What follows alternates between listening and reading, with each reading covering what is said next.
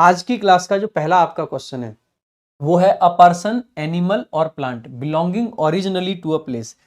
Basically originally किसी place से अगर कोई बिलोंग कर रहा हो तो उसको क्या बोलते हैं। मैंने आपको एक ट्रिक पहले भी बताया था इसके लिए, जिस दिन सिनोनिम्स में पढ़ा रहा था। बहुत आसानी से आप याद कर सकते हैं इस वर्ड को। जो किसी के नाती की जगह है ना, मतलब नाती पंती जहां तक रह रहे हैं वो आपका कौन सी जगह है, नेटिव, नाती नेटिव वहां से। दूसरा एक और ट्रिक आप ऐसे याद रख सकते हैं, सो नेटिव, नेटिव यानी वो जगह जहां से आप बेसिकली मूल निवासी हैं जहां के, ठीक है। तो जो मूल निवासी लोग होते हैं वो आपके क्या होते हैं, नेटिव होते हैं। सो नेटिव कह सकते हैं, एडजेक्टिव नाउन दोनों के तरीके से काम करता है, ठीक है। कैसे याद रख सकते हैं, नेटिव, नेटिव को नोटी से याद रख लीजिए, native naughty, native naughty, native naughty, native naughty, है ना। किसी नोटी की हरकतें पता करनी हो तो उसके मूल निवास पे जाके देखो, देखो ऐसी ऐसी हरकतें करते हैं बच्चे, ठीक है। सो नोटी से भी याद कर सकते हैं, बाकी मैंने नाती से बताया था, आप वैसे भी याद रख सकते हैं, जैसे आपकी मर्जी है वैसे याद रख सकते हैं। बहुत सिंपल वर्ड है। नेटिव यानी वो जगह या वो पर्सन, जैसे नेटिव स्थान हो गया वो स्थान जहां पे हम शुरू से रहे हैं। नेटिव पर्सन हो गया वो पर्सन जो किसी स्थान पर शुरू से रहा है। नेटिव थिंग अगर कोई है तो वो वस्तु जो शुरू से पाई जाती है। सिंपल। नेक्स्ट देखेंगे, a group of vehicles. Vehicles यानी कि बेसिकली आपके जो वाहन होते हैं उन्हीं को व्हीकल कह देते हैं, है ना भाई। वाहन, ट्रेवलिंग, जो कि ट्रेवल कर रहे हैं, टुगेदर यानी कि एक साथ में। टिपिकली, टिपिकली का मतलब होता है सामान्य तौर पे, ठीक है। वन अकंपनीड, अकंपनीड का मतलब है एक के साथ एक, ठीक है। अकंपनीड का मतलब है साथ में, ठीक है। अकंपनीड बाई आर्म्ड ट्रूप्स, जिनके साथ में कौन से, आर्म्ड, आर्म्ड यानी कि जो आपके हथियारबंद हैं, हथियारबंद ट्रूप्स हैं आपके, उनके साथ में, ठीक है। सो क्या बोलते हैं इसको, इनको बोल देते हैं कॉन्वॉय। क्या बोल देते हैं भाई, कॉन्वॉय, कॉन्वॉय, कॉन्वॉय, कॉन्वॉय। क्या बोल देते हैं, कॉन्वॉय। क्या बोल देते हैं, कॉन्वॉय, ठीक है। तो आप कैसे याद रख सकते हैं, देखो कॉन और वे, कॉन वे या कॉन्वॉय ऐसे करके याद रख सकते हैं।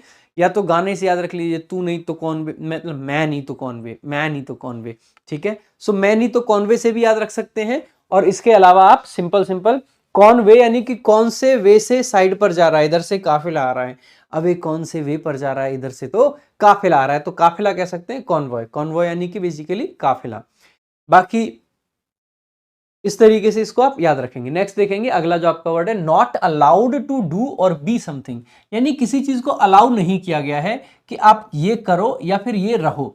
सो बेसिकली क्या होता है, जहां पे अलाउ नहीं किया गया है उसको क्या बोलते हैं, इसको बोल देते हैं इन एलिजिबल। अगर कोई पर्सन है उसको अलाउ नहीं किया जा रहा है, भाई तुम ये नहीं कर सकते, आप इन एलिजिबल हो। मान लीजिए आपकी उम्र अभी 16 साल है, आप सीजीएल का फॉर्म नहीं भर सकते, आप इन एलिजिबल हो। मान लीजिए आप अभी ग्रेजुएशन नहीं करे हैं, आप सीजीएल का फॉर्म नहीं भर सकते क्योंकि आप क्या हो, इन एलिजिबल हो, ठीक है। आप अगर मान लीजिए 18 साल के युवा हैं, आप शादी नहीं कर सकते क्योंकि आप इन एलिजिबल हो, ठीक है। सो एलिजिबल का मतलब होता है जो योग्य है, काबिल है, और इन एलिजिबल का मतलब हो जाता है जो काव्य, मतलब जो काबिल नहीं है, ठीक है। मुन्ना भैया याद आते हैं आपको, ठीक है। तो आप, अच्छा मुन्ना भैया और भी हैं मुन्ना भैया, तो ठीक है। सो इन एलिजिबल, इन यानी कि नॉट, एलिजिबल यानी कि योग्य, जो योग्य ना हो, जो पप्पू बोले अपने आप को, है जस्ट आपके रेफरेंस के लिए है, बाकी ऐसा कुछ नहीं है। राहुल गांधी जी एक अच्छे इंसान है। अब गिवन स्पेस, टाइम और पोजीशन, यानी कि स्पेस, टाइम या पोजीशन जो दी गई है उसको क्या बोल देते हैं भाई, जल्दी बताएंगे कमेंट बॉक्स में फटाफट से। देखो आप कहते हैं ना यार एक स्लॉट बुक कर दो, किसी से मिलने का टाइम ले लिया आपने तो स्लॉट बुक हो गया। कहीं पे आपने एक स्पेस बुक कर दी कि वो स्लॉट है आपका, वहीं पे आप बैठेंगे। आप अगर जाते हैं मूवी देखने, आपने एक सीट बुक कर दी, एक स्लॉट बुक कर दिया आपने, तो स्लॉट बेसिकली निर्धारित समय, स्थान या स्थिति को क्या बोल देते हैं, स्लॉट बोल देते हैं, स्लॉट बोल देते हैं, ठीक है। जैसे ये देखो इनका स्लॉट बुक हो रखा है, तो बहुत सिंपल सा वर्ड है स्लॉट, ठीक है। जैसे हम क्लासेस के लिए अक्सर बोल रहे होते हैं, आप जैसे कई बार कहते हो सर जल्दी से ग्रामर के लिए भी कुछ कीजिए, भाई अभी थोड़ा स्लॉट नहीं मिल पा रहा है, जैसे ही स्लॉट मिलेगा आपकी ग्रामर की क्लासेस भी शुरू करेंगे, ठीक है। बहुत अच्छे से रैंकर्स गुरुकुल वाले चैनल पे भी ग्रामर हम पढ़ा रहे होंगे, ठीक है। 2 बजे उसमें दिन में क्लासेस आने वाली हैं आपकी, 2 बजे लाइव हुआ करेगी रैंकर्स गुरुकुल चैनल पे, बहुत जल्दी शुरू होने वाली है, बस थोड़ा सा इंतजार और कीजिए। अब रात्रि 10 बजे नहीं, दिन में 2 बजे क्लास लिया करेंगे हम, रैंकर्स गुरुकुल ऑफिशियल आपका जो चैनल है रैंकर्स गुरुकुल का यूट्यूब, वहां पे बाकी बहुत सारे ग्रामर के छोटे छोटे वीडियोस, 5 मिनट, 7 मिनट, 10 मिनट के वीडियोस आपके English by, sorry Prashant Solanki English करके एक चैनल है हमारा, ठीक है। उस पर बहुत सारी वीडियोस आएंगी आपकी, जिसमें ग्रामर के जो बहुत कॉम्प्लिकेटेड कॉन्सेप्ट्स होते हैं जो बच्चों को समझ नहीं आते हैं, उनको हम छोटे छोटे वीडियोस के माध्यम से डिकोड करके आपको पढ़ाएंगे। ठीक है, आगे देखेंगे। A place where pigs are kept, वो स्थान जहां पे पिग्स को रखा जाता है, सुअर रखे जाते हैं, उसको क्या बोल देते हैं? उसको पिग स्टाई बोल देते हैं, बाकी खाली स्टाई भी बोल सकते हैं। तो स्टाई बोल देते हैं इसको, क्या बोल देते हैं? स्टाई।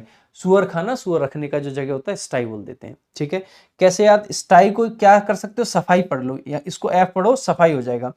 और जहां सफाई नहीं होती वहां सुअर रहते हैं। Next, the dark shape of and outline of something, किसी चीज की डार्क यानी कि अंधेरी शेप, outline of something visible against a bright background. क्या कहना चाहता हूं मैं? अक्सर करके आपने कुछ लोगों की फोटोज देखी होंगी, पीछे से उजाला है और वो लोग सिर्फ उसमें उनका चेहरा नहीं दिखेगा, जस्ट एक काली परछाई दिखेगी, जस्ट एक काली परछाई दिखेगी। उस परछाई को क्या बोलते हैं, यही पूछा गया। इसको बोला जाता है सिलॉइट। क्या बोला जाता है? सिलॉइट। क्या बोला जाता है मेरे भाई? सिलॉइट बोला जाता है इसको, सिलॉइट बोला जाता है। क्या?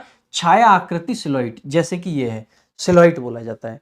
सो सिलॉइट बेसिकली आपका कैसे याद रखेंगे? देखो हमने यहाँ पे इसमें बुक में भी दे रखा है, सिलॉइट बोल देते हैं इसको। शब्द का मीनिंग होता है छाया चित्र, जिसका अर्थ होता है किसी ब्राइट चीज पर काली परछाई। इसका ओरिजिन है फ्रांस के एक ऑथर और पॉलिटिशियन, इसका नाम था एंटनी डे सिलॉइट।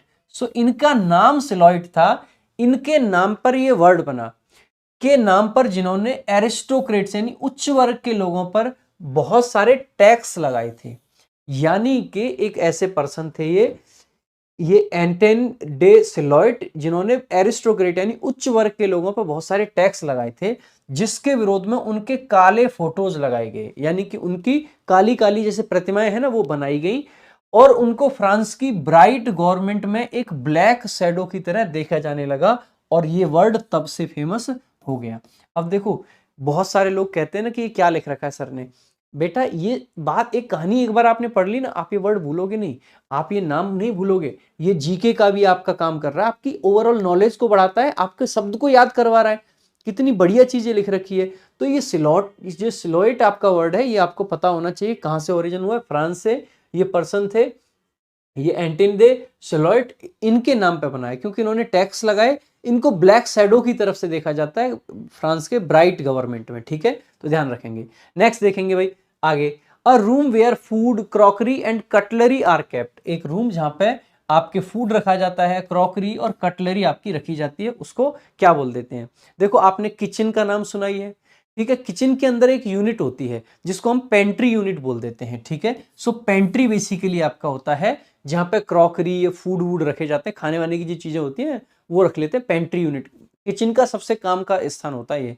ठीक है, सो पेंट्री कैसे याद रखेंगे भाई? देखो पान और ट्रे, पान की ट्रे क्योंकि खाने का सामान है, पान की ट्रे कहां पे रखी होगी? पेंट्री में रखी होगी। सो पान और ट्रे से आप इसको याद रख सकते हैं, पेंट्रे। सो पान की ट्रे रसोई भंडार, पान की ट्रे रसोई भंडार में। ठीक है, इसको हिंदी में भी बोलते हैं, वो वर्ड स्लिप हो रहा है, हमारे गांव में बोलते हैं पार्स बोलते हैं हमारे यहाँ। जैसे शादी विवाह हो रहा होता है ना, या दावत हो रही होती है, तो एक कमरा होता है जिसमें ये सारा सामान रहता है खाने पीने का, उसको पार्स बोल रहे होते हैं, पता नहीं क्यों बोलते हैं, बट हाँ यही शब्द बोलते हैं। ठीक है, the young one of a cow, किसी गाय के यंग वन यानी कि बच्चे को क्या बोलते हैं? उसको बछड़ा बोलते हैं हिंदी में। तो बाकी इंग्लिश में क्या बोलते हैं? बहुत आसान है, आसानी से याद रख सकते हो, इसको बोलते हैं काफ। कैसे याद रखोगे? सी से काव, और A F, A L F यानी कि एच ए एल एफ, जिसको हाफ बोलते हैं। सो काव का हाफ, और गाय का आधा कौन रहा होगा? गाय का आधा गाय का बछड़ा रहा होगा। सो बस यहीं से याद हो जाएगा। सो काव प्लस में हाफ, हाफ, तो वही बेसिकली आपका क्या बन गया? काफ। काव प्लस में हाफ बराबर काफ। सो गाय का बछड़ा बेसिकली काफ। अब देखो भाई, हमने ये स्मार्ट वोकेबलरी का फीचर आपकी बुक में दिया है, इसी किताब में है। ये किताब में सर ये क्यों दे रखे हैं? देखो ये सब चीजें ना स्मार्ट वोकेबलरी में थोड़े दिन में बता रहा हूँ, जैसे यहाँ पे भी दे रखा है हमने, देखो बहुत सारी जगह पे स्मार्ट वोकेबलरी आपको इस फीचर मिलेगा। और ये पता है क्या है? वोकेबलरी को आसान करने का एक तरीका है। थोड़े दिन में आपको ये लोग कॉपी भी करते दिखाई देंगे, लेकिन अभी बोलते रहते हैं कि ठीक है ठीक है। लेकिन चलो भाई देखेंगे एक बार। जो यंग वन होते हैं, किसके यंग एनिमल को क्या बोलते हैं? जैसे गाय का काफ हो गया, वैसे ही चिकन यानी कि मुर्गी का जो बेसिकली होता है उसको चिक बोल देते हैं। ठीक है, चूजा जो होता है। हॉर्स का, घोड़े का जो होता है उसको कॉल्ट बोला जाता है। क्या बोला जाता है? कॉल्ट, घोड़े के। बियर, फॉक्स और लायन का जो होता है उसको कब बोला जाता है? CUB। ठीक है। स्वान का जो होता है उसको सिग्नेट बोला जाता है। क्या बोला जाता है भाई? सिग्नेट बोला जाता है। स्वान, हंस का बच्चा जो होता है। डक का जो बच्चा होता है उसको डकलिंग बोला जाता है। डियर का जो बच्चा होता है उसको फॉन बोला जाता है। क्या बोला जाता है? Fawn, FAWN।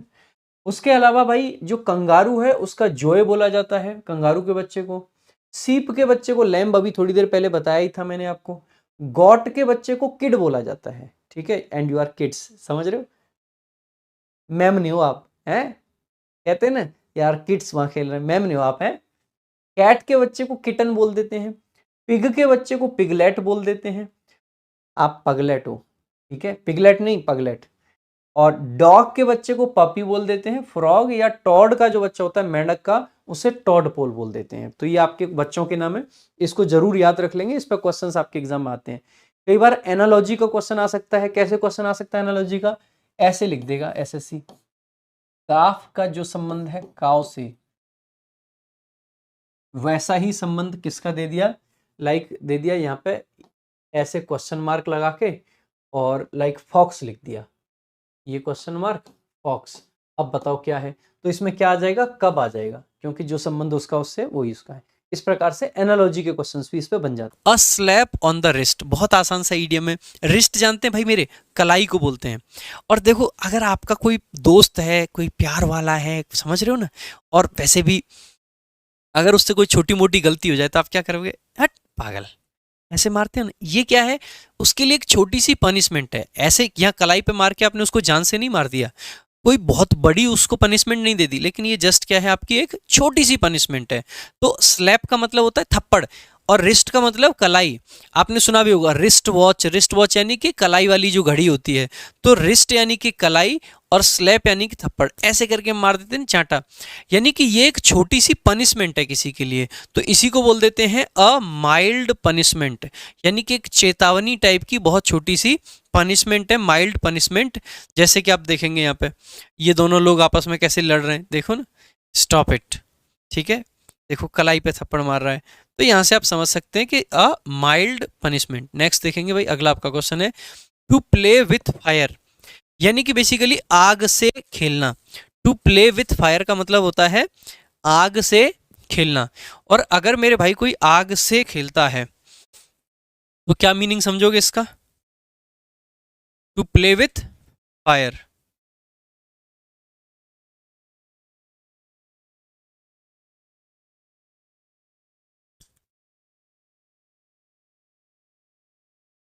चलो ऐसे मैनुअली ही चलाएंगे, ठीक है।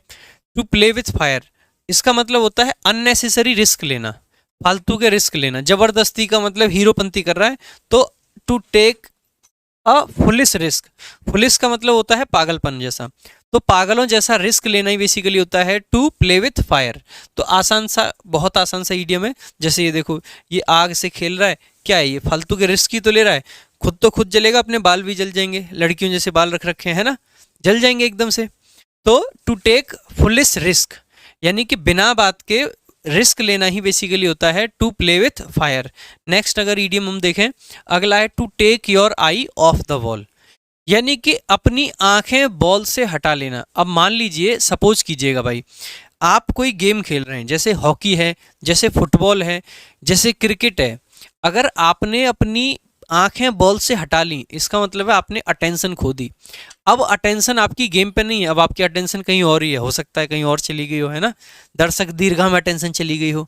So basically to stop paying attention for a movement, किसी एक मोमेंट के लिए अटेंशन देना बंद कर देना बेसिकली। तो किसी एक मोमेंट के लिए अटेंशन देना बंद कर देना बेसिकली क्या कहलाता है?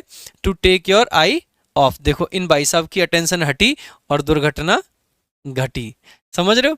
अटेंशन हटते ही दुर्घटना घट गई। नेक्स्ट देखेंगे आगे। अब बुल मार्केट क्या होता है भाई? अब बुल मार्केट, कौन से मार्केट को बुल मार्केट हम बोलते हैं? कौन सा मार्केट होता है वो जिसको बुल मार्केट बोला जाता है? अच्छा एक बार, एक बार रुकना, पीपीटी में पढ़ाते हैं, उसमें मजा नहीं आ रहा है। कौन से स्लाइड पे थे हम? Bull market. तो देखो भाई, बुल मार्केट के बारे में आपने जाना ही होगा हमेशा। अगर आपने मूवी देखी है, एक स्कैम 1992 आई थी, प्रतीक गांधी की वेब सीरीज थी, उसके अलावा अभिषेक बच्चन की थी बिग बुल करके। बुल मार्केट वो मार्केट कहलाता है जिसमें प्राइसेस बहुत बढ़ रहे हैं, प्राइसेस उठते जा रहे हैं, बढ़ते जा रहे हैं, उसी को बुल मार्केट बोल देते हैं।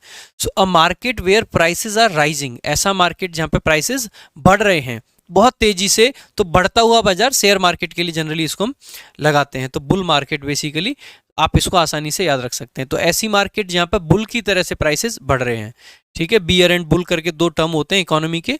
नेक्स्ट देखेंगे, a fish out of water. अब देखो, मछली को अगर पानी से निकाल देंगे तो जो उसका यूजुअल वातावरण है उससे बाहर कर दिया हमने, तो इसका मतलब होता है a person out of accustomed environment, व्यक्ति जो असहज स्थिति में हो, यानी कि जो उसका अकस्टम्ड एनवायरनमेंट है उससे बाहर चला गया। देखो पानी के बाहर मछलियां कैसे फड़फड़ाती हैं, दिख रही हैं। सो बेसिकली ऐसी कंडीशन में जहां पे बेसिकली आपको दिक्कत हो, वैसी सिचुएशन में, वैसे एनवायरनमेंट में आ जाना। To sake in one's shoes, to sake in one's shoes, यानी सेक का मतलब होता है हिलना। जैसे सेक बनाते हैं ना, मैंगो सेक, जब केले को और सॉरी मैंगो सेक में आम को दूध के साथ मिला के इस टाइप से उसको सेक करके पीते हैं। तो सेक का मतलब होता है बेसिकली किसी चीज़ को इस टाइप से आप अगर हिला देते हैं। तो सेक का मतलब है कांप जाना, बेसिकली कांप गया। और कहाँ पे भाई, अपने जूतों में एकदम से आपको डर लगा, ओह कांप गए एकदम से, तो यही क्या होता है बेसिकली, कांप जाना। तो टू बी एफ्रेड, डर जाना, अफ्रेड का मतलब होता है डरे हुए होना, भयभीत होना। सो भयभीत होना, कोई ट्रिक कुछ की जरूरत नहीं है, इसके जो लिखा हुआ है इडियम इसी में इसकी मीनिंग छुपी हुई है, ठीक है। Next, to burn one's finger, उंगली जला लेना। कोशिश की थी सिगरेट पीने की, पहली बार थी सिगरेट, ऐसे करके माचिस जलाई, जला रहे थे सिगरेट, उंगली नीचे रह गई और उंगली जला ली। तो ये क्या हो गया आपके साथ में भाई, to suffer a loss by acting rashly, जल्दबाजी में। आप ये समझिए कि कोई सिगरेट पीने वाला लड़का है और सामने उसको जब ही सिगरेट जलाने वाला है तभी पिताजी दिखे। अब छुपाने के चक्कर में सिगरेट तो छुपा दी और जो तीली थी वो उंगली पे लगा दी। रैशली मतलब एकदम जल्दबाजी में एक्टिंग कर रहा था, इस चक्कर में क्या हुआ कि उंगली जल गई। तो इसी को हम क्या बोल देते हैं, to burn one's finger, basically नुकसान होना बेसिकली, ठीक है। सो उंगली में आग लगा ली सिगरेट पीते पीते। Next, the whys and wherefores, why का मतलब होता है क्यों, वेयर फोर का भी मतलब होता है क्यों, बेसिकली रीजंस। किसी चीज के जब कारण दे रहे होते हैं ना, रीजंस और एक्सप्लेनेशंस, किसी चीज के कारण या स्पष्टीकरण जो होते हैं उन्हीं को बोला जाता है the whys and wherefores. बहुत सिंपल है, वाई का मतलब होता है ना क्यों, why why why are you doing this, ठीक है। तो वाई का मतलब क्यों, तो किसी चीज का कारण मांगते हैं तो वाइज पूछते हैं, वेयर फोर्स पूछते हैं, तो वही आपका आंसर हो जाएगा यहाँ पे, ठीक है। तो नेक्स्ट देखेंगे अगला, टू स्लैक ऑफ। अगला आपका ईडियम है, ईडियम बोल रहे हैं, फ्रेजल वर्ब बोल सकते हैं इसको। स्लैक ऑफ का मतलब होता है अपने काम में ना बहुत मतलब आलसी हो जाना, एकदम लेजी, काम ही नहीं करके दे रहे हैं, अरे यार आज तो मन नहीं है, इस टाइप के जो लोग होते हैं ना उनको बोल देते हैं। तो to slack off, to be lazy, सुस्त पड़ना एकदम।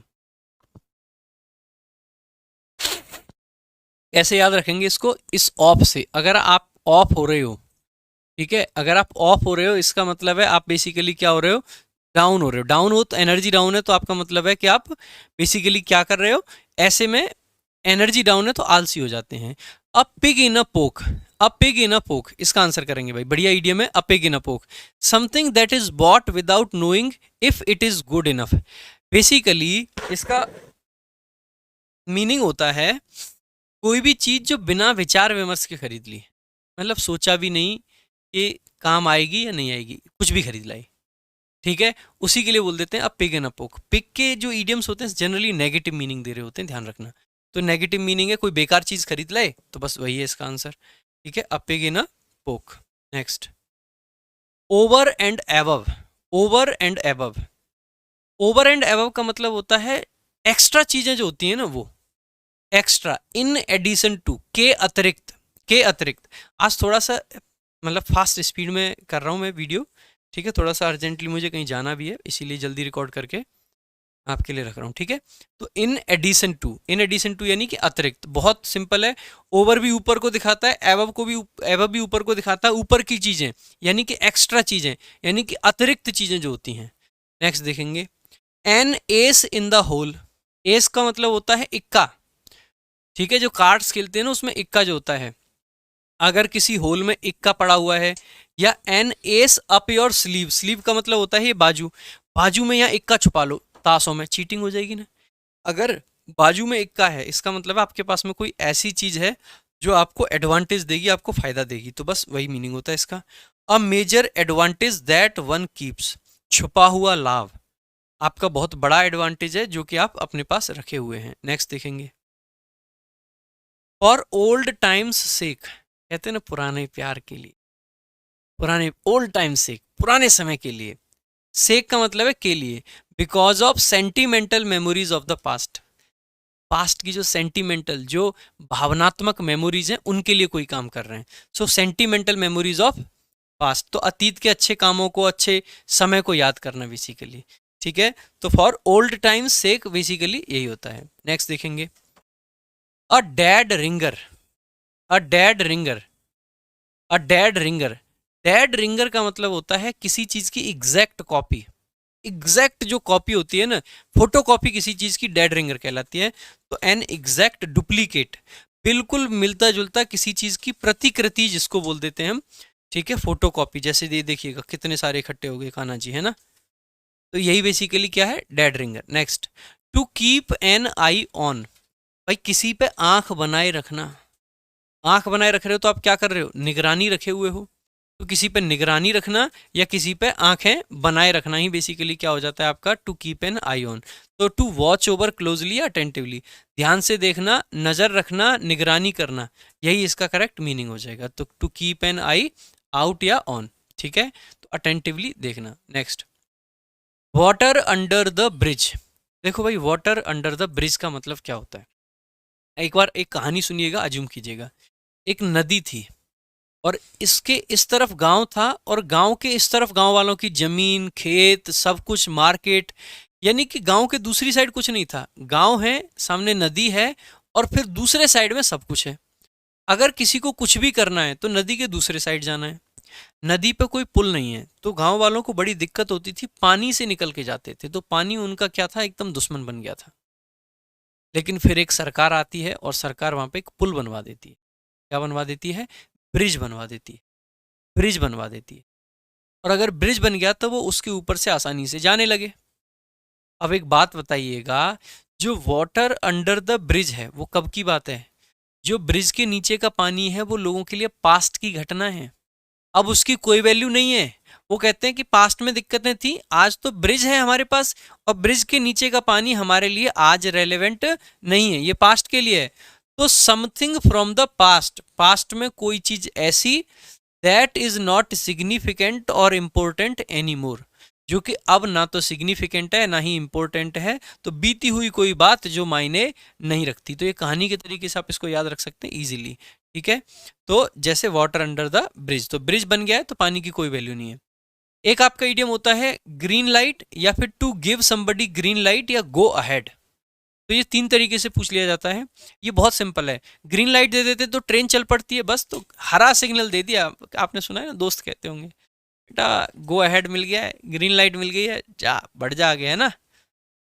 तो to permit something to proceed, किसी काम के लिए आगे बढ़ने की स्वीकृति बेसिकली दे दी गई। नेक्स्ट, तो ग्रीन लाइट आसानी से याद रहेगा, एज हार्ड एज नेल्स। अब नेल कितने हार्ड होते हैं, बहुत हार्ड है एकदम। बॉडी में देखो स्किन कितनी सॉफ्ट है, नेल हार्ड है, तो हम कह सकते हैं फिजिकली और मेंटली टफ। अब नेल को आप काट लो, कुछ भी कर लो, दर्द होता है, नहीं होता है, तो बहुत हार्ड है नेल। नेल को काटने में कोई दर्द नहीं होता है, तो बहुत हार्ड है, टफ है, बहुत दृढ़ है, ठीक है। अगला है ट्विडल वंस थम्स। ट्विडल वंस थम्स का मतलब है, जैसे हम करते हैं ना कई बार, बैठे बैठे कोई काम नहीं है, अंगूठों को ऐसे ऐसे घुमा रहे हैं, ये कर वो कर। तो यही क्या है, जब हम आइडल हैं, जब हम खाली हैं, जब हम निठल्ले हैं एकदम, तो हम अपने अंगूठों को ऐसे घुमा रहे होते हैं। तो टू ट्विडल वंस थम्स का मतलब है बेसिकली टू बी आइडल, वक्त बर्बाद करना, एकदम निठल्ले होना बेसिकली, ठीक है। Next, armed to teeth. अगला आपका इडियम है आर्म्ड टू टीथ, यानी कि दांतों तक में हथियार लगा रखे हैं, पूरे तरीके से आर्म्ड है। आर्म्ड का मतलब है हथियारबंद, पूरे तरीके से हथियारबंद, दांतों को भी नहीं छोड़ा, हर जगह हथियार लगा रखे हैं। तो आर्म्ड टू टीथ का मतलब है fully armed, having many weapons, हथियारों से एकदम लैस है, कतई, ठीक है। So armed to teeth. Next, sleep like a log. भाई ध्यान देंगे, ये स्लीप लाइक अ डॉग नहीं होता है। हालांकि एसएससी ने जब ये ईडियम पूछा तो यहाँ पे लिख दिया स्लीप लाइक अ डॉग। सो ये स्लीप लाइक अ लॉग होता है, स्लीप लाइक अ लॉग होता है। डॉग तो ढंग से सोता ही नहीं है। डॉग के तुम पास से निकल के जाना, कितनी भी गहरी नींद में सो रहा हो जग जाएगा। तो स्लीप लाइक अ लॉग होता है, या स्लीप लाइक अ बेबी भी बोल देते हैं इस ईडियम को।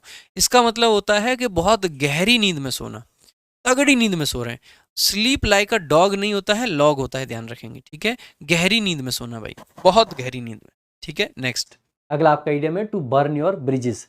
अब आपने अक्सर करके मूवीज में, पुरानी फिल्में जो हुआ करती थी वहां पे देखा होगा कि जैसे हीरो जा रहा है और हीरो के पीछे विलेन या उनके पूरे लोग भाग रहे हैं, तो हीरो क्या करता है, पीछे से पुल उड़ा दिया, अब नहीं आ पाएंगे, या विलेन उड़ा के चला जाता है, लेकिन हीरो तो क्रॉस कर देता है उसको हवा हवा में, वो बात अलग है। लेकिन जैसे मान लीजिए ये कोई ब्रिज है, ब्रिज का मतलब होता है मेरे भाई पुल कह सकते हैं आप, ठीक है। इस ब्रिज पे आप क्रॉस करके चले गए और इधर आप पहुंच गए, ये इधर पहुंच के आप बहुत अच्छे से मुस्कुरा रहे हैं, ठीक है, आप मुस्कुरा रहे हैं। लेकिन आपने क्या किया, आपने इस पुल में आग लगा दी, मेरे भाई वापस कैसे जाओगे? अगर आपने अपने ब्रिज को बर्न कर दिया, क्योंकि आप तो पार हो गए हो, बेटा पार ही तो हुए हो, लेकिन वापस कैसे जाओगे? इसका वही मीनिंग होता है टू बर्न योर ब्रिजेस का, कि वापस जाने की सारी संभावनाएं खत्म कर देना, वापस जाने की, to eliminate the possibility of return, to eliminate the possibility of return, वापसी की सारी संभावनाएं खत्म कर देना। तो रिटर्न और रिट्रीट, रिट्रीट का मतलब भी होता है वापस जाना, तो रिटर्न या रिट्रीट की सारी संभावनाओं को खत्म कर देना, यही होता है इसका मीनिंग। तो to burn your bridges, to burn your bridges, भाई याद रहेगा, भाई भूलना नहीं है, कोई भी शब्द ऐसा नहीं होना चाहिए जिसको आप भूल जाएं, ठीक है। आपको डायलॉग्स याद रखने हैं कि मैं आपको भूल जाऊं ये हो नहीं सकता, और तुम मुझे भुला दो ये मैं होने नहीं दूंगा, ठीक है। तो मैं आपको भूल जाऊं ये हो नहीं सकता, और तुम वोकैब को भुला दो ये मैं होने नहीं दूंगा। आगे चलेंगे। A beast of burden, a beast of burden. अब बीस्ट ऑफ बर्डन क्या होता है? देखो भाई, बीस्ट का मतलब सामान्यतः बीस्ट एक एनिमल के लिए हम यूज कर लेते हैं, तो बीस्ट एक एनिमल, बर्डन का मतलब होता है मेरे भाई बोझा। क्या होता है? ओझा नहीं, बोझा। सो बीस्ट ऑफ बर्डन, तो इसका मीनिंग क्या बन जाएगा? एक ऐसा एनिमल जो बोझा लेके जाता हो, बस वही इसका मीनिंग है। So an animal that carries luggage, एक ऐसा एनिमल जो लगेज कैरी करता हो, लगेज लेके जाता हो, बहुत सिंपल है, ठीक है। वैसे ये नहीं है, देखो कैसे मासूम से, बताओ छोटे से पपी को क्या करवा रहे हैं यार ये लोग, कैसा जमाना आ गया बताइए आप। Next, to lose one's head. अब देखो, लूज वंस हेड, हेड का मतलब आप जानते हैं मस्तिष्क, एकदम माथा सटक गया है, माथा सटक गया है, खिसक गया है एकदम, तेरा माइंड खिसकेला है, यानी लूज यानी कि खो गया, ठीक है, कह सकते हैं। लूज यानी कि ढीला छोड़ दिया आपने, माथा एकदम ढीला छोड़ दिया, तो आपको क्या हो गया? गुस्सा आ गया, सेल्फ कंट्रोल आपने खो दिया। तो टू लूज सेल्फ कंट्रोल यानी कि आत्म संयम आपने खो दिया। तो आत्म संयम खोना ही बेसिकली होता है to lose self control, to lose self control, to lose self control. So control Uday, control, याद है डायलॉग, ठीक है। तो यहीं से आप इसको याद रखेंगे। Next, a new kid on the block, यहाँ पे आर्टिकल ए भी आ जाता है कई बार, new kid on the block क्या मीनिंग होता है? भाई न्यू किड का मतलब है नया बच्चा आया कोई। आपने अक्सर करके मूवीज में, टीवी शोज में देखा होगा, जब कोई नया पर्सन किसी ग्रुप में आता है उसकी रैगिंग वगैरह की जाती है और ऐसे ही बोला जाता है he is a new kid on the block. New kid on the block का मतलब है कोई ऐसा व्यक्ति जो किसी स्थान पे या किसी ग्रुप में नया शामिल हुआ है, someone new to the group और एरिया, किसी दल या जगह पर आने वाला नया व्यक्ति। नेक्स्ट देखेंगे आगे, ठीक है। अगला आपका इडियम है to cast someone adrift, to cast someone adrift. अब आपने एक चीज बार बार देखी होगी, मेरी बात को ध्यान से सुनिएगा मेरे भाई। जैसे मान लीजिए एक नदी है और उस नदी में नाव चलती है, बोट। आपने देखा होगा कि नदी के किनारे पे ऐसे करके खूंटे गड़े होते हैं कुछ, और बोट वाला उस बोट को उस खूंटे से बांध देता है, ठीक है। अगर आपने मूवीज देखी हैं या कभी नदी पे जाने का अवसर प्राप्त हुआ है तो वहां पे आपने ऐसा देखा होगा। वो क्यों करता है? क्योंकि नदी को सॉरी नदी को नहीं, नॉट नदी, मतलब बोट को, नाव को सहारे की जरूरत है, तो उस खूंटे से बांध के नाव को क्या दे दिया? सहारा दे दिया। नाव को क्या दे दिया, सहारा। अब देखो ये शब्द है ना एड्रिफ्ट, एड्रिफ्ट का मतलब है एकदम तैरता हुआ। और अगर जो नाविक है वो नाव को एड्रिफ्ट छोड़ दे, यानी कि तैरता हुआ छोड़ दे, उसको बांधे नहीं, उसको रोके नहीं, तो बेसिकली उसने क्या किया, उसने उस नाव को बिना सपोर्ट के छोड़ दिया। तो जिस प्रकार से एड्रिफ्ट छोड़ने पे नाव बिना सपोर्ट के हो जाती है, वैसे ही अगर किसी पर्सन को एड्रिफ्ट छोड़ दिया जाए तो उस पर्सन के पास में कोई सपोर्ट नहीं रहता है। तो इसका मीनिंग क्या बन जाएगा, टू लीव समवन, लीव यानी छोड़ना, समवन यानी कि किसी पर्सन को, विदाउट यानी के बिना, एनी सपोर्ट, और पर्पस किसी को बिना सपोर्ट या पर्पस के छोड़ देना, किसी को असहाय छोड़ देना। याद रहेगा मेरे भाई। इसी तरीके से छोटी छोटी कहानियों से छोटी छोटी सिचुएशन क्रिएट करके इडियम्स को याद करे जाने का सबसे बेहतर तरीका है। नेक्स्ट देखेंगे अगला आपका idiom, to take the veil. देखो ये जो वेल है ना मेरे भाई, ये है घूंघट। क्या है, घूंघट। घूंघट को बोलते हैं वेल।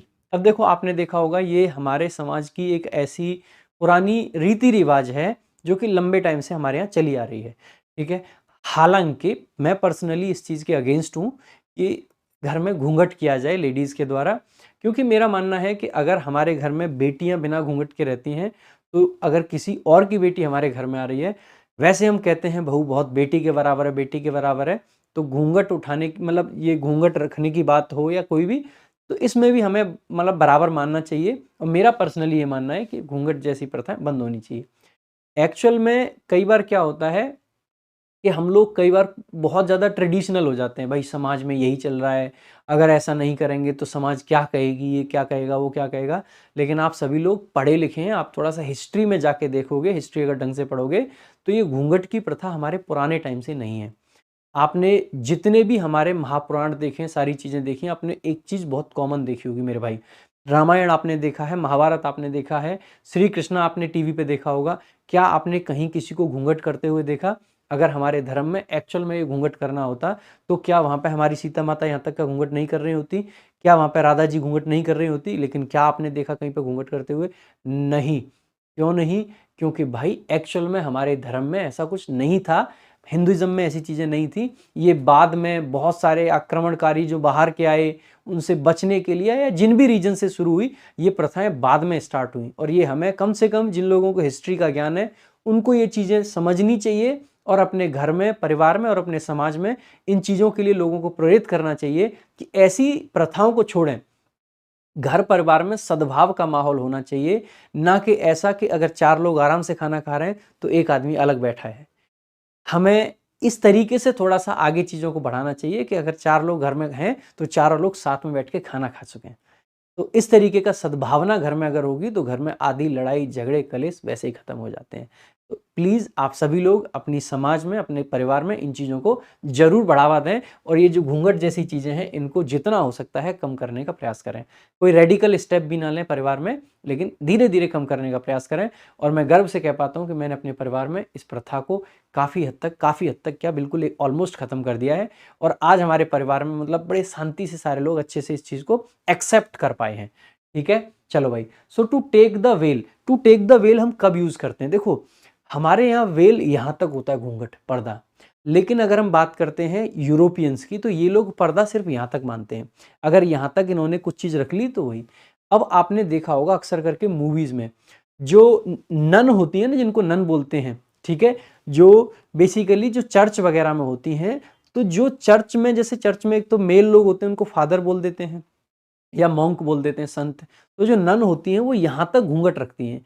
वैसे वहाँ की मॉडर्न लड़कियाँ तो एकदम चुन्नी-बुन्नी भी नहीं रखती हैं, कुछ नहीं करती हैं और उसमें कोई बुराई नहीं है अगेन, ठीक है, लेकिन नन यहाँ तक रखती हैं। तो टू टेक द वेल का मतलब है अगर किसी ने यहाँ तक घूंघट रख लिया, इसका मतलब है कि वो नन बन गई। तो टू टेक द वेल का मीनिंग बन जाता है यहाँ से to become a nun, basically सन्यासिन या फिर बैरागिन बन जाना। तो to become a nun, become a nun, ठीक है। ये देखिएगा, ये नन आपको दिखाई दे रही है, इनका घूंघट यहाँ तक रहता है। तो अगर किसी ने ऐसा घूंघट भी रख लिया तो वो क्या बन जाता है? नन बन जाता है, सन्यासिन बन जाती हैं, ठीक है। ये लेडीज के लिए होता है। आगे देखेंगे to the manner born, to the manner born. देखो मैनर का मतलब होता है मेरे भाई तरीका, बॉर्न का मतलब होता है जन्म। कोई चीज ऐसे आप करो कि देख के लगे कि यार ये तो जन्म से कर रहा होगा। जैसे कि अगर सचिन तेंदुलकर जब कवर ड्राइव लगाते थे तो ऐसा लगता था कि ये तो यार जन्म से कवर ड्राइव लगा रहे हैं। यानी कि कोई काम में इतनी ज्यादा निपुणता होना कि देख के लगे कि जन्म से ये काम करता है, बस वही है। टू डू समथिंग एज दो it is coming naturally. Naturally का मतलब है कि वो चीज आपके नेचर में है, वो अंदर से आ रही है, ठीक है, उसके लिए एफर्ट आपको नहीं कर रहे हैं। अब ये काम नहीं करना है कि नींद को देख के ऐसे लगे आहा ये तो मेरे अंदर भरी हुई है, वो काम नहीं करना है। नींद आपकी मतलब आपके जीवन में सबसे बड़ा दुश्मन है आपका। अगर आपने आलस जीवन में नहीं छोड़ा तो भाई मेरे आप कुछ नहीं कर पाओगे। देखिएगा बहुत सिंपल सी बात है, जीवन बहुत बड़ा तो है नहीं, वही आजकल 60 65 70 साल का है। लेकिन एक बात समझिएगा, एक पर्सन है जो दिन में 6 घंटे सोता है टोटल 24 घंटे में से, और एक पर्सन है जो दिन में 8 से 9 घंटे सोता है। भाई ध्यान दीजिएगा, आप अगर 8 घंटे सो रहे हो, आपने अपने जीवन के डेली के 2 घंटे कम कर दिए। अगर आप 24 घंटे देखते हो उसमें से 2 घंटे आपने एक्स्ट्रा खराब करे हैं। यानी कि अगर सामने वाला 24 साल का है, मतलब अगर आप 24 साल के हो तो आप 24 साल में वो काम कर पाओगे जो आपके सेम आपकी एबिलिटी का आदमी, आपकी क्षमताओं का आदमी, आपके बराबर का आदमी 22 साल की उम्र में कर देगा, क्योंकि आप 2 घंटे एक्स्ट्रा सोते हो। हाँ, 6 घंटे मेडिकल साइंस भी कहता है कि 6 घंटे सो लेना चाहिए, उससे ज़्यादा नहीं सोना चाहिए। और जितना ज़्यादा आप सोओगे, जितना ज़्यादा आप आलस करोगे। जब भी आलस आए ना, बस एक चीज़ सोचना कि बेटा आलस तुझे आ रहा है, जो तेरे कंपटीशन में बैठी है ना दुनिया, उसको आलस थोड़ी ना आ रहा है, वो तो लाइब्रेरी में बैठ के पढ़ रहे हैं। और फिर भी आलस आ रहा है तो बस हिम्मत करके एक काम कर लेना, उठ के एक बार लाइब्रेरी तक चले जाना, वहाँ जाके देख लेना कितने लोग पढ़ने लग रहे हैं। और ऐसा मत करना किसी खाली लाइब्रेरी में चले जाओ, ऐसी लाइब्रेरी में जहाँ पे लोग पढ़ना चाहते हो, पढ़ते रहते हो। इसीलिए यही बात है कि मुखर्जी नगर के माहौल में और आपके घर के माहौल में बहुत फर्क है। आज भी इतना सारा क्राउड कोचिंग ऑनलाइन करता है लेकिन रहता आके मुखर्जी नगर है। क्यों? क्योंकि माहौल का फर्क है। क्योंकि घर पे आलस जब आता है ना उसको, तो अंदर से किक देने वाला कोई नहीं है, वहाँ पे चुपचाप सो जाता है। लेकिन जब मुखर्जी नगर में होता है ना, तो उसको दिखता है कि मेरे आसपास जो पीजी में लोग रह रहे हैं ना, सारे लाइब्रेरी में बैठे हैं, मैं इतना निठल्ला होके यहाँ पे अगर सोऊंगा तो मेरा जो टाइम है उसकी वैल्यू को कौन करेगा। बस यही फर्क आ जाता है। तो ध्यान दीजिएगा, आलस आपका सबसे बड़ा दुश्मन होता है। तो भाई ये सब नहीं करना है, आपको सोना नहीं है, जीवन में मेहनत करनी है। नेक्स्ट देखेंगे आगे, टू बाई अ लेमन। देखो भाई ध्यान दीजिएगा, इंग्लिश लैंग्वेज में जितने भी सब इडियम्स आपके लेमन से बनते हैं वो सामान्यतः नेगेटिव मीनिंग देते हैं, ठीक है। तो टू बाई अ लेमन का मतलब है कोई ऐसी चीज खरीद लाना जो बिल्कुल बेकार है, वर्थलेस चीज कोई खरीद लाना जिसका कोई वैल्यू ना हो। ऐसा two by something that is of much little value, बहुत कम वैल्यू की है। कोई ऐसी वस्तु खरीदना जिसका मूल्य महत्व बहुत कम हो। अब देखिएगा, हमने यहाँ पे दे भी रखा है टू बाई अ लेमन, तो बता दिया। एक आपका बनता है टू बी अ लेमन। अगर आप खुद एक लेमन बन जाओ, बी का मतलब होता है होना। अगर आप लेमन हो तो बेसिकली इसका मतलब क्या है, आप वर्थलेस हो, आपकी कोई वैल्यू नहीं है, आप नींबू हो, नींबू, ठीक है। Do me a lemon, do me a lemon का मतलब है अगर कोई एकदम से कहता है ना, आपने किसी को कोई ऐसी बात बताई जिसको विश्वास करने योग्य नहीं है, सामने वाला कहेगा डू मी अ लेमन, मतलब मैं नहीं बिलीव कर सकता ये। एक है आपका हैंड करना किसी को या सेल करना, सेल समवन अ लेमन, किसी को लेमन बेच दिया, यानी किसी को कोई बेकार की चीज बेच दी। टू गिव या sell someone something useless without telling, बिना बताए बेकार की चीज दे दी। एक आपका इडियम है the answer is a lemon. आपने अक्सर करके एक उत्तर सुना होगा, जब हम लाइव क्लासेस ले रहे होते हैं तो बच्चे अक्सर कर कोई क्वेश्चन पूछ रहा है बिना बात का, फालतू का, सर इसका उत्तर बताओ, सर इसका उत्तर बताओ। फिर हम कई बार ऐसे कहते हैं कद्दू उत्तर है इसका, क्या बोल देते हैं, कद्दू उत्तर है उसका।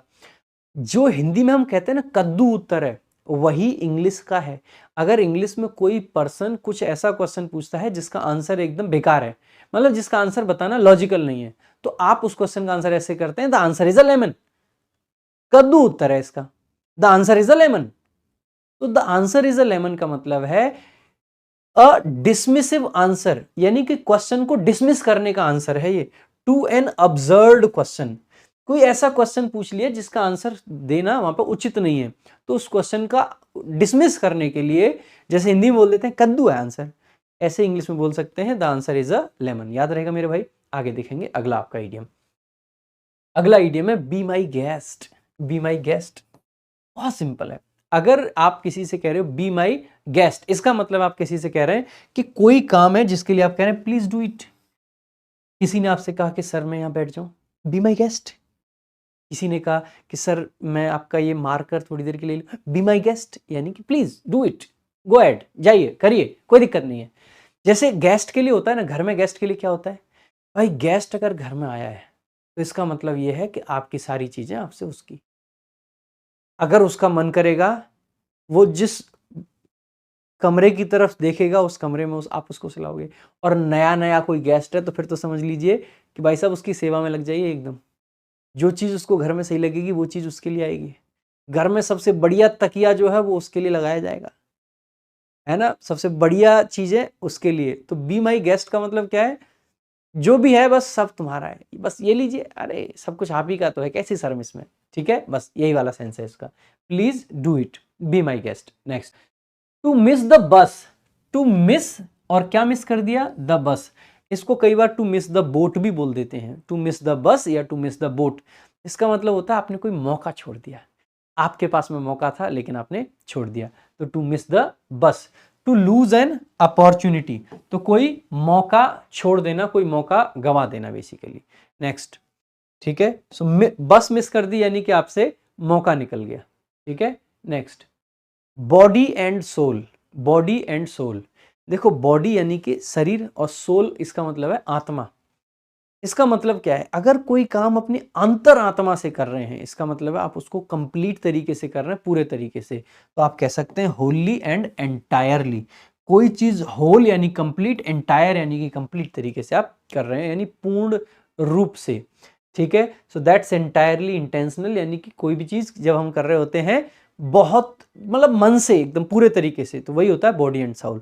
अब देखो ये हमारी बुक का एक खास फीचर है, ये बार बार जो आपके सामने आ रहा है। क्या आप जानते हैं कुछ ईडियम्स जैसे कि बॉडी एंड सोल एडवर्ब की तरह यूज होते हैं। कैसे यूज होते हैं, एडवर्ब की तरह, और इनके मीनिंग को देखकर लगता है कि इनके साथ में प्रेपोजिशन विथ या लाइक का प्रयोग होना चाहिए या आएगा, लेकिन क्योंकि ये एडवर्ब है और एडवर्ब प्रेपोजिशन नहीं लेते हैं, इनके साथ में विथ या लाइक का प्रयोग नहीं करते हैं, इन पर एरर डिटेक्शन के प्रश्न पूछे जाते हैं। और कौन से ऐसे इडियम है, जैसे एक है हार्ट एंड सोल, लगभग सेम मीनिंग होता है। बैग एंड बैगेज, यानी कि पूरी बिलोंगिंग्स के साथ।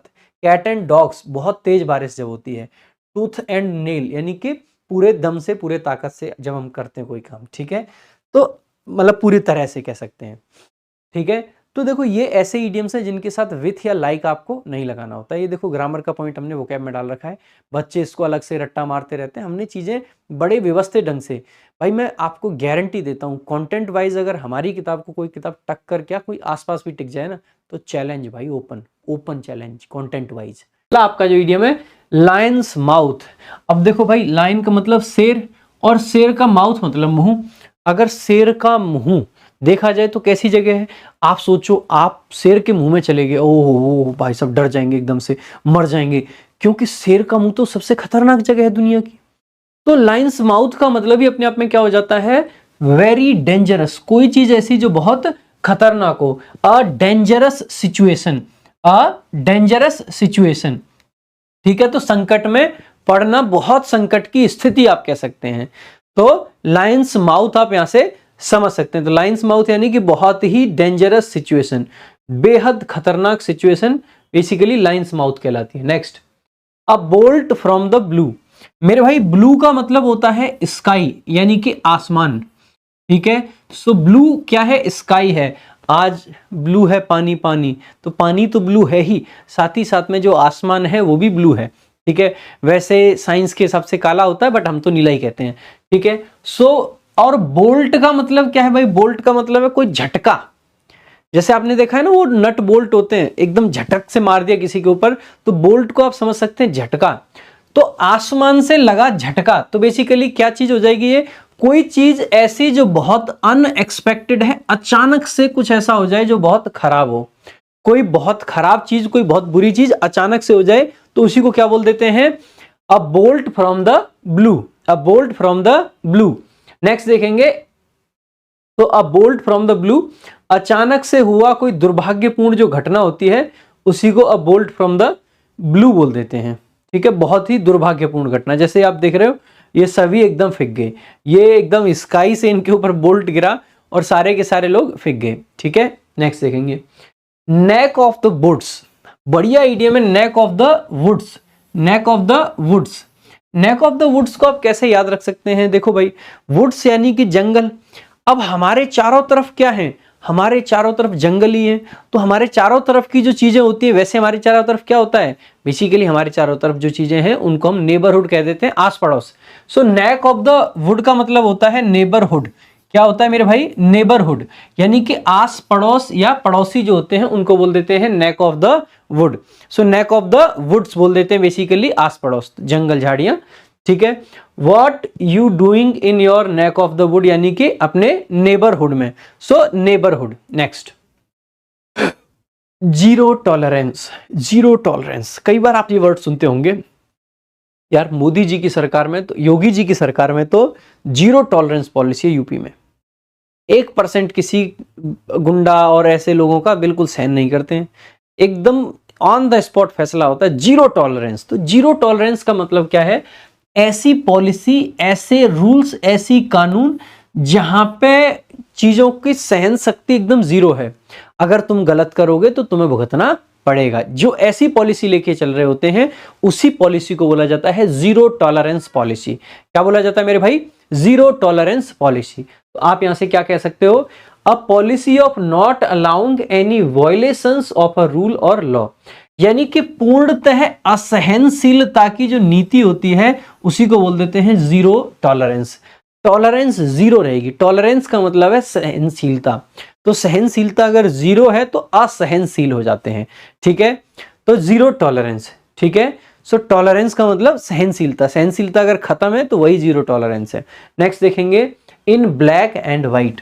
इन ब्लैक एंड व्हाइट, देखो भाई, अब तो खैर बहुत सारे तरीके के कलर चल गए हैं, बहुत सारी चीजें चल गई हैं, लेकिन स्टार्टिंग में बेसिकली क्या है, पेज आपका व्हाइट होता था और आपका जो प्रिंट है वो ब्लैक रहता था। आपने न्यूज़पेपर देखे होंगे, उनमें सिंगल कलर की ही ज्यादा चीजें चलती हैं। चीजें ब्लैक एंड व्हाइट है, इसका मतलब है रिटन फॉर्म में है।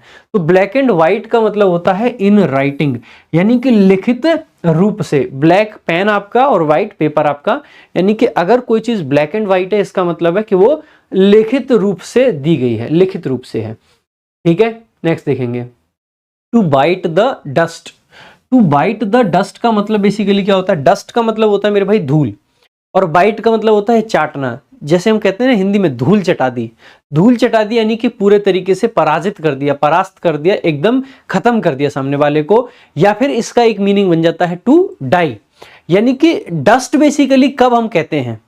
ठीक है, तो बेसिकली तो टू बाइट द डस्ट, एकदम कहीं पे असफल हो गए या किसी की जान चली गई, कोई मर गया, तब हम इसको बोलते हैं टू बाइट द डस्ट। तो जान जाने पे या फिर एकदम फेलियर होने पे, हार जाने पे, दोनों जगह पे यूज कर सकते हैं मेरे भाई इसको, टू बाइट द डस्ट को, हार जाने पे भी और मर जाने पे भी। नेक्स्ट देखेंगे अगला आपका। ठीक है, अगला जो आपका इडियम है, pedal the metal. Pedal the metal का मतलब क्या होता है? देखो भाई, बहुत सिंपल सी बात है। पैडल का मतलब है पैर रखना, पैर दबाना। आपने देखा होगा, जैसे आप इसमें देख भी पाएंगे, ये मेटल का बना होता है जो स्पीड बढ़ाने के लिए होता है। तो इस मेटल को अगर पैडल कर दिया तो एक्सीलरेट कर देते हैं। तो बेसिकली फुल स्पीड में अगर कहीं जा रहे हैं तो मेटल को पैडल कर रहे हैं। तो टू गो फुल स्पीड, पूरे स्पीड पे जाना, specially while driving a vehicle. तो वाहन चलाते वक्त पूरी या तीव्र गति से चलाना या जाना बेसिकली कहलाता है to pedal the metal. Next देखेंगे अगला आपका, blessing in disguise. Blessing in disguise, blessing का मतलब होता है भाई कोई चीज जो आपके लिए आशीर्वाद टाइप की है, यानी कि हम कह सकते हैं वरदान। और डिस्गाइज का मतलब होता है छिपा हुआ। तो अगर कोई छिपा हुआ वरदान है तो उसी के लिए बोलते हैं ब्लेसिंग इन डिस्गाइज। खास करके ऐसी चीजें शुरुआत में लगेगा यार ये तो बड़ा खराब हुआ हमारे साथ। जैसे कि मान लीजिए एक पर्सन है और उस पर्सन ने कोई पेपर दिया, मान लेते हैं यूपी पुलिस कांस्टेबल का, और यूपी पुलिस कांस्टेबल नहीं निकला। वो तो ऐसे लगेगा बर्बाद हो गया, मर गया जी, क्यों हो गया, ये हो गया, वो हो गया, ये सब सोच के, और फिर कहता है कि नहीं भाई मैं चल लेट्स रीस्टार्ट। रीस्टार्ट करता है भाई, और रीस्टार्ट करके इतनी कड़ी मेहनत करता है, बहुत मेहनत करता है, और मेहनत करते करते करते करते वो पाता है कि बेसिकली ये CGL का पेपर उसका क्लियर हो गया। अब एक बात बताइएगा, यूपी पुलिस में फेल होना क्या उसके लिए ब्लेसिंग साबित नहीं हुआ? बिल्कुल हुआ। लेकिन शुरुआत में कैसा लगा था? शुरुआत में लगा कि ये तो भाई जहर का घूंट है, मैं फेल कैसे हो सकता हूँ। तो कई बार ऐसी चीजें भी काम आ जाती हैं। तो ब्लेसिंग इन डिस्गाइज वही चीजें होती हैं जो शुरुआत में लगती हैं कि बहुत बुरी, लेकिन लास्ट में वो वरदान साबित होती हैं। So basically bad thing that turns out to be good. कोई भी बुरी चीज जो बाद में अच्छी हो जाती है, वही होती है ब्लेसिंग इन डिस्गाइज। नेक्स्ट देखेंगे, high and dry. High and dry, high and dry का मतलब क्या होता है मेरे भाई? हाई एंड ड्राई क्या मीनिंग होता है? हाई एंड ड्राई, देखो हाई ऊपर है, ड्राई सूखे में है, यानी कि उसके पास में कुछ रिसोर्सेज नहीं है, बंदा एकदम खाली बैठा है, वेला बैठा, कुछ नहीं है उसके पास में, हाई एंड ड्राई है। ठीक है, तो इसको बोल देते हैं अबेंडेंट। अबेंडेंट मतलब कोई ऐसा जो छोड़ा हुआ है, जो परित्यक्त है। ठीक है, यानी कि उसके पास में कुछ नहीं है, छोड़ दिया है, अबेंडन कर दिया है, अकेला छोड़ दिया हो किसी को, वही होता है high and dry. So high and dry, so high and dry basically जो छोड़ दिया गया हो, अबंडन कर दिया गया हो। Next, good grief. Good grief, भाई गुड ग्रीफ का मीनिंग बताएंगे जल्दी जल्दी, सारे बच्चे कमेंट बॉक्स में लिखते रहेंगे गुड ग्रीफ। गुड ग्रीफ, देखो गुड ग्रीफ का मतलब भी एकदम वही होता है जो पिछले वाला था, एन एक्सप्रेशन ऑफ सरप्राइज और फ्रस्ट्रेशन। जब आप फ्रस्ट्रेट हो या सरप्राइज्ड हो, वो जो आपका एक्सप्रेशंस आते हैं ना, वही होता है गुड ग्रीफ। तो गुड ग्रीफ बेसिकली, तो जैसे फ्रस्ट्रेशन का या सरप्राइज का जो एक्सप्रेशन है, जैसे आप यहां देख पा रहे हैं, वही है बेसिकली गुड ग्रीफ। आगे देखेंगे, पेनी वाइज एंड पाउंड फुलिश। देखो भाई, पेनी का मतलब होता है चवन्नी मान लीजिए, और पाउंड का मतलब होता है हजारों में रुपए। ठीक है, सो पेनी मतलब मान के चलिए चवन्नी, और पाउंड का मतलब है सैकड़ों और हजारों में रुपए। तो कोई पर्सन ऐसा जो चवन्नी को खर्च करने में तो बड़ा समझदार है, वाइज है, लेकिन हजारों के रुपए में अगर पैसे उसे खर्च करने हो तो बड़ा मूर्ख है, एकदम फुलिस आदमी है। तो ऐसे पर्सन को क्या कह देते हैं? पेनी वाइज एंड पाउंड फुलिस। तो basically careful and economical in small matters. छोटी चीजों में तो बड़ा एकदम केयरफुल है, लेकिन वेस्टफुल है और एक्स्ट्रावेगेंट है इन लार्ज वन। बड़ी बड़ी चीजों में फालतू में खत्म कर देता है। तो छोटी रकम बहुत सोच समझ कर खर्च करता है, लेकिन बड़ी रकम बिना विचार किए ही खर्च कर देता है, वही होता है penny wise and pound foolish. ठीक है, नेक्स्ट देखेंगे आगे।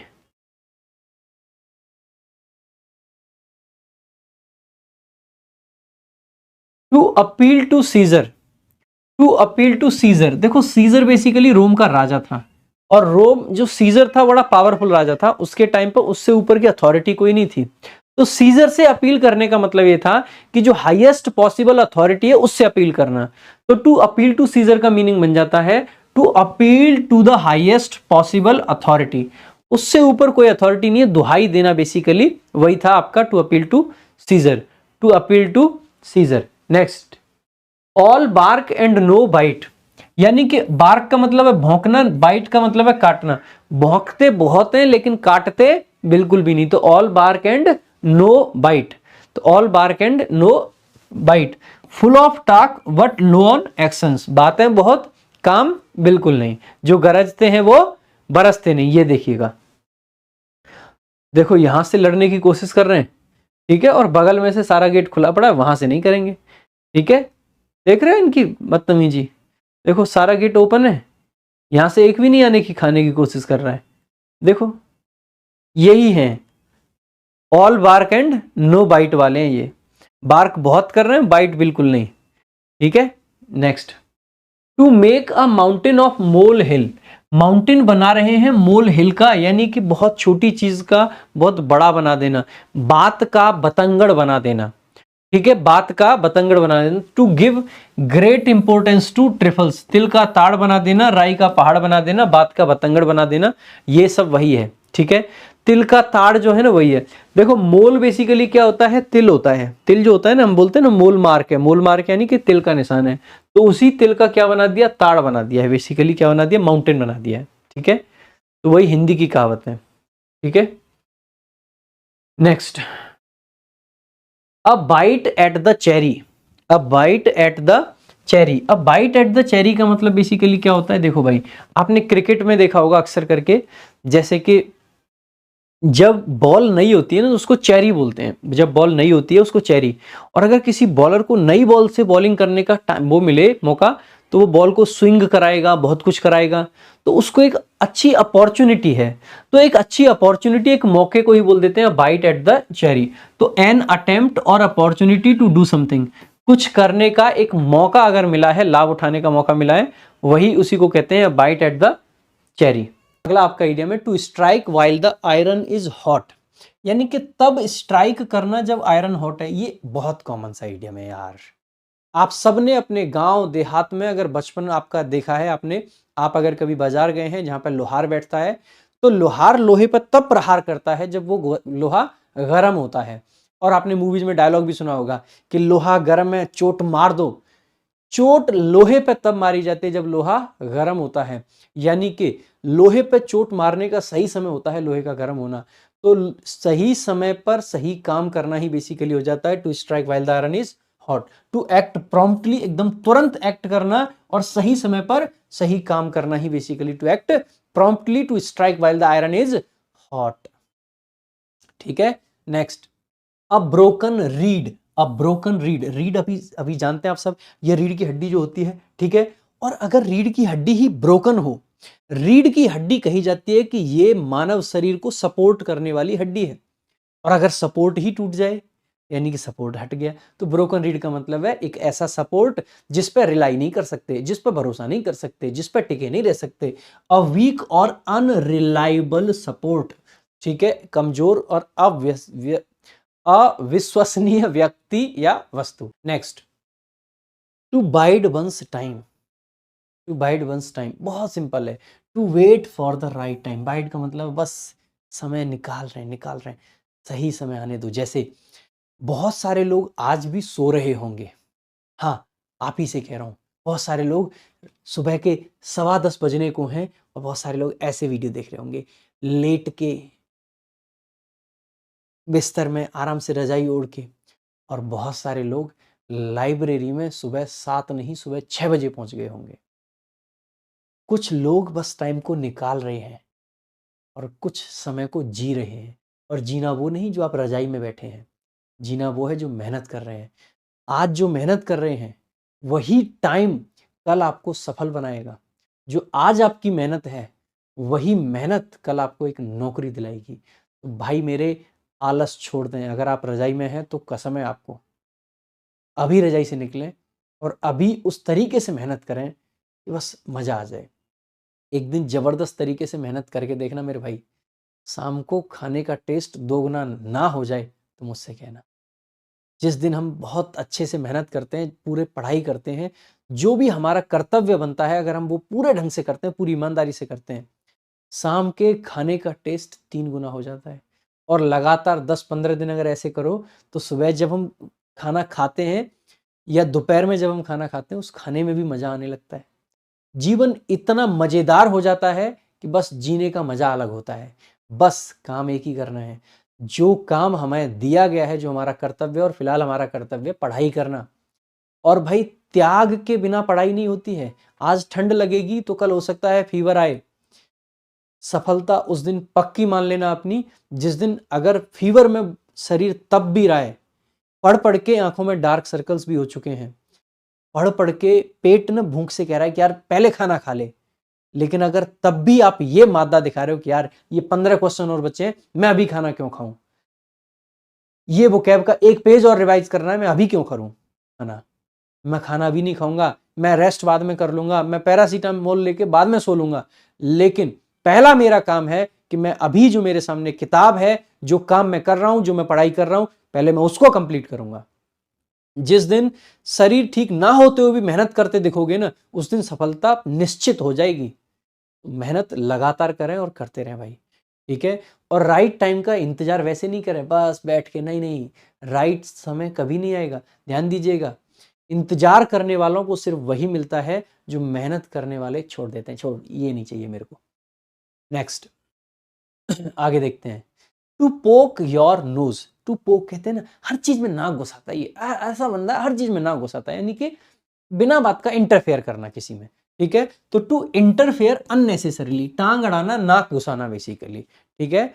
सो basically to poke your nose, बहुत सिंपल सा आइडिया है। Next, to give the slip. To give the slip basically समझ रहे हो, escape, निकल गए बस, स्लिप हो गए, कहते हैं ना, अरे एक चोर पकड़ लिया था कहीं और वो बहुत ज्यादा सारे लोग, कोई मारना चाह रहा था, कोई कुछ, चोर नीचे से शू निकल गया, स्लिप मार गया, स्लिप हो गया यानी कि निकल गया। हम कहते हैं ना, जब हमारे कई बार क्या होता है, जैसे हमारे शब्द जुबान पे ना शब्द नहीं आ रहा होता है, ठीक है, हम कहते हैं यार वो वर्ड दिमाग में नहीं आ रहा, स्लिप हो गया, स्लिप हो गया दिमाग से, स्लिप हो गया यानी कि निकल गया, भाग गया दिमाग से, ठीक है। तो टू गिव द स्लिप का मतलब है बेसिकली भाग जाना। नेक्स्ट, इन अ नट सेल, इन अ नट सेल, इन अ नट सेल का मतलब पता है, नट क्या होता है, बहुत छोटा सा, और नट सेल, नट नट का एक तरीके से कवर मान लीजिए इसको, तो बहुत छोटे से कवर में कोई चीज कह दी, इन अ नट सेल का मतलब है ब्रीफ में कुछ कह दिया, ब्रीफली एंड कंसाइजली, बहुत संक्षिप्त रूप से अगर कुछ कहा गया है तो वही होता है इन अ नट सेल, ठीक है, समझ गए, नट सेल यही है, ठीक है, जो नट होते हैं उनका जो कवर, ठीक है। Next, to go belly up, to go belly up, belly जानते हैं, ये पेट के लिए बोल देते हैं बेली, ये जो फैट होता है ना इसको, ठीक है। टू गो बेली अप का मतलब होता है to fail completely, to go bankrupt, यानी कि देखो बहुत सिंपल सी बात है, अगर आप दिवालिया हो गए हो तो बेली अप का मतलब है पेट में खाने के लिए भी पैसे नहीं है, खत्म है एकदम, ठीक है। सो टू गो बेली अप का मतलब बेसिकली हो जाता है टू फेल कंप्लीटली और टू गो बैंकरप्ट, असफल होना, दिवालिया हो जाना। Next, to hit below the belt, to hit below the belt, below the belt का मतलब होता है, देखो ये बेसिकली बॉक्सिंग के गेम से लिया गया है, ठीक है, जहां पे बेल्ट के नीचे नहीं मार सकते आप, मुक्का मारो, यहां मारो, यहां मारो, यहां मारो, कहीं भी मारो, लेकिन बेल्ट के नीचे मारोगे तो अनफेयर माना जाता है। तो to hit below the belt का मतलब होता है अनफेयर तरीके से या फिर क्रूअल तरीके से किसी को मारना, ठीक है, to hit below the belt. जैसे कि एक बार देखेंगे तो बेसिकली इसका वही होता है, hit below the belt idiom का ओरिजिन बॉक्सिंग गेम से है, जिसमें बेल्ट के नीचे पंच मारना अनफेयर माना जाता है, ठीक है। To rein in, to rein in, to rein in का मतलब बेसिकली होता है टू लिमिट और टू कंट्रोल समथिंग, किसी चीज पे कंट्रोल करना, किसी चीज को लिमिट करना, basically to rein in, control करना, ठीक है। यहाँ पे हमने ये लिख भी रखा है स्मार्ट वोकेबुलरी फीचर में, रेन बेसिकली REIGN, ये एक वर्ब होता है, इसका मतलब होता है राज करना, to be a king. REIN ये नाउन होता है, इसका मतलब होता है लगाम, जो घोड़े की लगाम होती है, ठीक है। और एक यहाँ से ईडियम बनता है REIN, ठीक है, फ्रेजल वर्ब है, ईडियम कह लो, फ्रेजल वर्ब, टू कंट्रोल, किसी को नियंत्रण में करना। और एक RAIN होता है रेन, रेन का मतलब बारिश, ये सारे रेन पता होने चाहिए। टू कॉल अ स्पेड, इसका मतलब क्या है, महेश को महेश कहना, सुरेश को सुरेश कहना, रमेश को रमेश कहना, प्रशांत को प्रशांत कहना, राधिका को राधिका कहना, ठीक है। सो बेसिकली एक स्पेड को स्पेड कहना, यानी कि बात को क्लियर क्लियर कहना। भाई अगर मुझे राधिका के बारे में कुछ कहना है, वैलेंटाइन वीक चल रहा है, अगर मुझे राधिका के बारे में कुछ कहना है तो मैं घुमा फिरा के ना कहूँ, किसी और के बहाने बात पहुंच जाए, या डायरेक्ट कहूँ, जो भी कहना है, अब आपके सामने तो नहीं कहूंगा, डायरेक्ट कहूंगा, घुमा फिरा के क्यों कहूं, डायरेक्ट कहूंगा जब भी कहना होगा, ठीक है। सो बेसिकली डायरेक्ट तरीके से कुछ कहना या चीजों को प्लेन शब्दों में कहना, ठीक है, चीजों को बेसिकली एकदम straight forward, to talk in straight forward manner. तो स्पेड को स्पेड कह रहे हैं मतलब बस, ठीक है, to call a spade. Next, behind one's back, behind one's back का मतलब क्या है, पीठ पीछे, पीठ पीछे का मतलब है जैसे कि अक्सर करके कोई काम जब बुराई वगैरह कर रहे होते हैं ना, वही, तो इन समवंस एब्सेंस, किसी की एब्सेंस में पीठ पीछे बुराई वगैरह जो करते हैं, ठीक है। Next, to build castles in the air, castle का मतलब होता है महल, और एयर का मतलब होता है हवा, हवा में, और बिल्ड का मतलब बनाना, हवा में महल बनाना, फालतू के सपने देखना। To think of impossible hopes and dreams, फालतू की उम्मीदों लगाए बैठना बेसिकली, ठीक है। नेक्स्ट, अ ग्लास सीलिंग, देखो भाई ग्लास सीलिंग एक ऐसी इमेजिनरी रूल्स और कस्टम्स होते हैं जो अक्सर करके समाज ने हमारे ऊपर बना रखे हैं, जैसे करके खास करके मतलब हम कह देते हैं ना, महिलाओं के लिए जो हमने लिमिटेशंस बना रखी हैं उनको ग्लास सीलिंग कह देते हैं। Something that prevents someone from getting a more important position in their organisation usually used for women, किसी कार्य को करने से रोकने वाले अनुचित भेदभावपूर्ण तरीके बेसिकली क्या होते हैं, आपके ग्लास सीलिंग कहलाते हैं, ठीक है, ग्लास सीलिंग, ठीक है। Next, two bit the hand that feeds you, bit का मतलब है भाई काटना, द हैंड यानी कि हाथ, और कौन से हाथ को काट लिया? दैट फीड्स यू, जो आपको फीड करता है, जो आपको खिलाता है हाथ, उसी को काट लिया। बेसिकली आपका बिहेवियर ऐसा है जो अनग्रेटफुल है। ग्रेटफुल होना यानी किसी का धन्यवाद देना, और अनग्रेटफुल होना यानी कि जिसने आपके लिए किया है उसका ही बेसिकली उसी को काट रहे हो। ठीक है, तो यही है टू एक्ट अनग्रेटफुली, यानी विश्वासघात करना। बेसिकली जिसने एहसान किया आप पे, जिसने आपके लिए बहुत कुछ किया, उसका कुछ ना मानना, अनग्रेटफुल हो जाएगा। ठीक है, चीट करना किसी से basically. To take something with a grain of salt, इसको दो तरीके से लिखा जाता है, ग्रेन ऑफ सॉल्ट और पिंच ऑफ सॉल्ट। इसका मतलब होता है किसी चीज को संदेह के साथ में स्वीकार करना। डाउट द ट्रुथ और वैल्यू ऑफ समथिंग, किसी चीज पर संदेह के साथ विश्वास करना, बेसिकली किसी चीज को संदेह के साथ में स्वीकार करना। ये वाह, ग्रेन ऑफ सॉल्ट देख रहे हो? देखो, to take something with a grain of salt American version है, to take something with a pinch of salt British version है। ये दोनों तरीके से इडियम होता है। इस इडियम का ओरिजिन बहुत पुराना है। एंशियंट रोम के एक ऑथर थे प्लिनी द एल्डर ने अपनी किताब में एक विशेष एंटीडोट, एंटीडोट का मतलब होता है जहर काटने की दवा, का जिक्र करते हुए थोड़ा सा नमक यानी कि अ ग्रेन ऑफ सॉल्ट यानी कि 65 mg नमक टू बी प्रिसाइज मिलीग्राम खाली पेट लेना बताया। तो उस समय जिस भी चीज में विशेष प्रकार के जहर होने के शक पर उसको एक ग्रेन ऑफ सॉल्ट के साथ लेने की बात कही गई, वहीं से ईडियम बना। मतलब बेसिक बात यह है, भाषा में समझे तो एक वहां पे ये चल रहा था, एंशियंट रोम की बात है ये, कि वायरस था एक, और वो वायरस किसी भी चीज में हो सकता था, खाने पीने की चीज में। और उस वायरस का एंटीडोट पता है क्या था? किसी भी चीज को खाने से पहले थोड़ा सा नमक खा लो, तो बेसिकली क्या हो जाएगा कि आपको एंटीडोट मिल गया। फिर आप वायरस की चीज खा भी लो तो वायरस आपको फर्क नहीं डालेगा। तो क्या होता था, जब आप कुछ खा रहे हो तो आपको लगा अरे ये सेब में तो डाउट है मुझे, देखो मुझे तुम सेब दे रहे हो, मान लीजिए सेब हो गया या कोई भी आ गया, किसी ने आपको आके चॉकलेट दी, चॉकलेट डे पे चॉकलेट दी आके, अब आप कह रहे हो भाई मना तो नहीं कर सकता क्योंकि चॉकलेट डे है और इससे मना कर दिया तो रिश्ता खत्म। तो फिर क्या करते हो आप कि आपने कहा लेकिन इसमें तो वायरस हो सकता है, और वायरस है तो खाऊं कैसे? तो आप करो उसको ग्रेन ऑफ सॉल्ट के साथ स्वीकार कर लो, यानी थोड़ा सा ग्रेन ऑफ सॉल्ट खाओ फिर स्वीकार कर लो, यानी कि आपने चॉकलेट को संदेह के साथ स्वीकार करा। यहीं से आपका ईडियम बन जाता है। ठीक है, तो ये थी आपकी भाई आज की क्लास। ये वोकैब संजीवनी किताब से आपको सारी चीजें पढ़ाई जा रही हैं। इसके अलावा हमारी कॉम्प्रिहेंशन पे भी एक बहुत बहुत बहुत जबरदस्त किताब है। ये किताब अपने आप में सबसे खास है। कॉम्प्रिहेंशन पे इस तरीके की किताब किसी ने नहीं लिखी है, और बहुत जबरदस्त किताब है। मैं आपको यकीन के साथ कह सकता हूं जो इस किताब को पूरी पढ़ लेगा कॉम्प्रिहेंशन में, उसका मार्क्स 1 नंबर कटने का कोई चांस ही नहीं है भाई। ठीक है, और बाकी वोकैबुलरी के लिए तो आपकी वोकैब संजीवनी जिंदाबाद।